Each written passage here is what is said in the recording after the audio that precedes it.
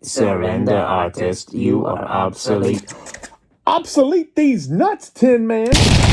This is Funkmaster V. Toot toot. It's time to ride the funk train as we're going to jump into Atari VCS's brand new release of the Jeff Minter psychedelic take on that old arcade game from the 80s that was just so weird and so cool. Is it still cool? Is it still weird? Yes, it is, and we're going to dive into the guts of this review after this kick booty intro. Since the beginning of time, there's only been one website with the Bobalons to claim every game reviewed when it came to the Pro System, and that's Atari7800forever.com.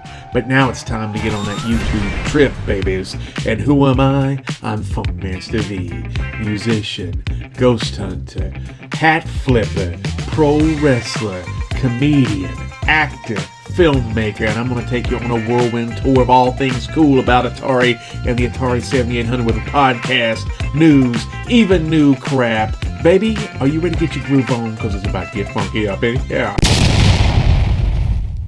I believe I first played iRobot with that Atari 50th celebration thing that was released a couple years ago, and the more I played it, the more I liked it. But I think thematically it meant something to me because there's kind of like this libertarian, damn the man, flip-off authority 1984 type thing going on. Now, the problem the robot has is he can't jump when an eyeball is red. And to me, even as a libertarian, I'm like, hey man, just deal with it. But not this little guy. He's pissy. And so the first game was really a trip. In fact, the arcade game was the first time they ever used colorized polygon graphics. And it created this 3D world, and it was kind of hard to navigate the camera, but it was cool to look at. And the maps and the levels were really intense and confusing and fun to figure out for the most part.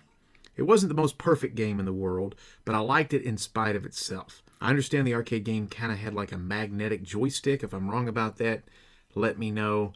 But yeah, it was one of these Atari games that probably was best played on the arcade machine, but there wasn't a lot of these things around, so a lot of us don't know what playing iRobot was really like.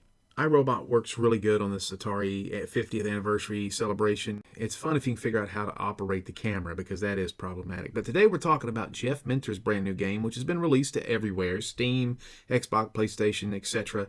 But most importantly to us, the Atari VCS. How does it play on this thing? Control-wise, it works well. Jeff's games recently, Tempest 4000 and Anka R, I think are a little counterintuitive from the menu screen jumping in, and that's kind of bad with a game like iRobot, because we don't really know what the hell iRobot is. The old arcade games genre was very confusing, but the way that Jeff Minter made this version, it makes you have an aha moment. This is a maze game. It's like Crystal Castles. It's kind of a 3D gimmick.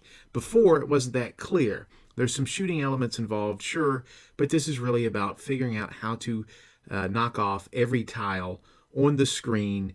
And when you do that, all these tiles rise up and they shoot into the eyeball.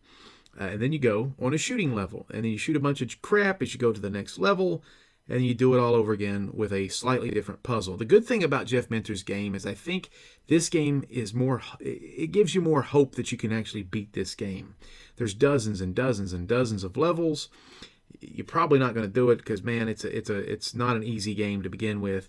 But there is hope. The arcade version had hundreds of levels, and a lot of them were repeating, and they just kind of, ramped up the difficulty. But this version seems like every version is playable and fun.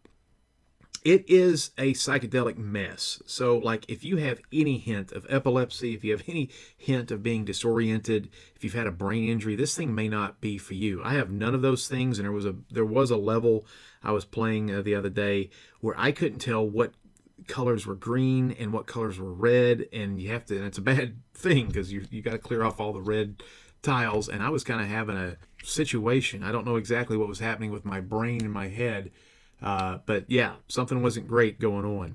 The sound effects are typical Jeff Minter sound effects from the last couple years. A lot of nonsensical women moaning and people saying the word treasure for no reason whatsoever.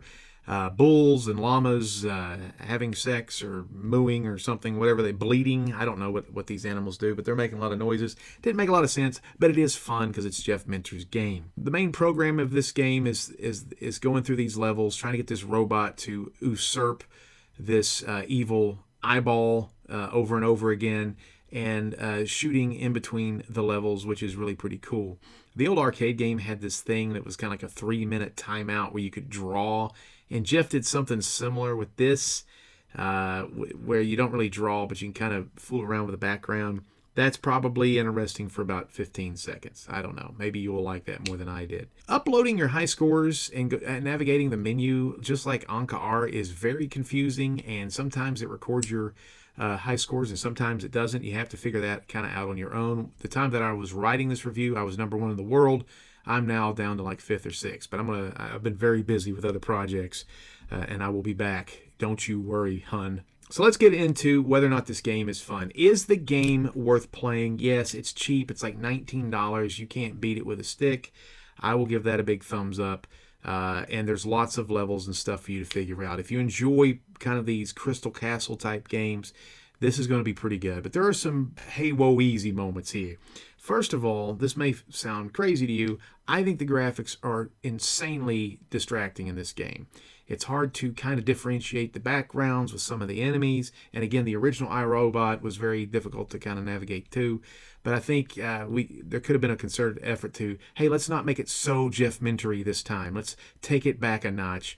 Like I said before, there was one scene where I felt like I was lifting out of my chair and about to spin upside down because the colors and everything spinning made me feel like I was in a really weird psychedelic ride. The sound effects, they're getting kind of typical Jeff Minter. You know, back in Tempest 2000, it was real fun to hear Ted DeQuiche's wife moaning and stuff. Same stuff now, not bad.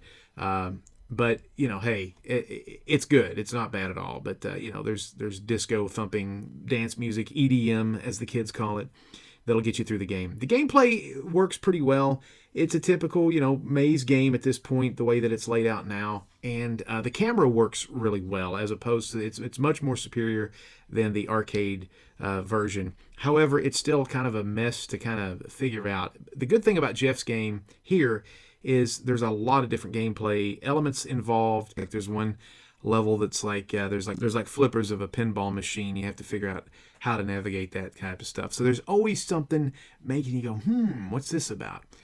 And if you're somebody who likes something like Pac-Man and you don't want to have to, you know, reinvent the wheel and do calculus on each new level, this may irritate you somewhat. So it's a little less approachable than a game like Centipede, Asteroids, or Crystal Castles. You got to use your brain a little bit more than on those things. You shoot like hell, like crazy on this game, and I will say the shooting elements in between the levels I enjoy much, much more on Jeff Minter's game than I did the original iRobot from the arcade. After the first 2 or 3 like arcade shoot 'em up screens, it gets so difficult it's not fun. This still kind of remains fun. It's reminiscent of the warp screen in Tempest 2000, and I think everybody liked that.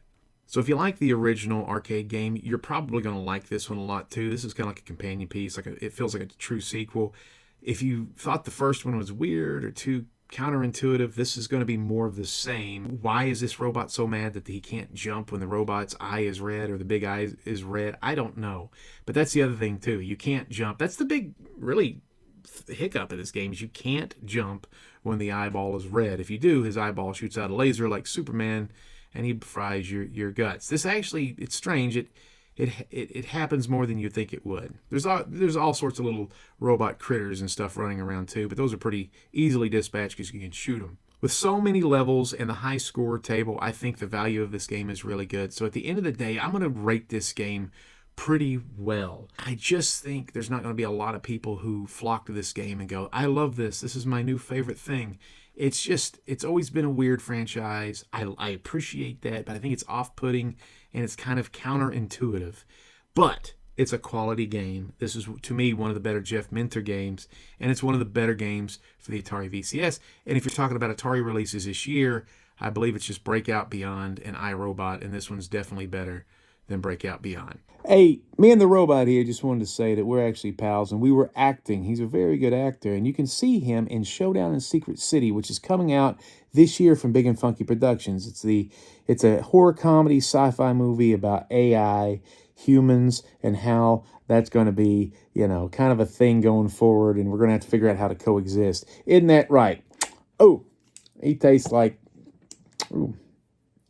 Somebody in the house must have put you somewhere they shouldn't have belonged. That's disgusting. Also, want to say I'm sponsored. Can you believe this crap? By a company called the Perfect Gene Company, and they're sending me some products right now. I should get them any day. And if you've ever seen my rear end post 40 years of age, there's a lot of problems going on back there.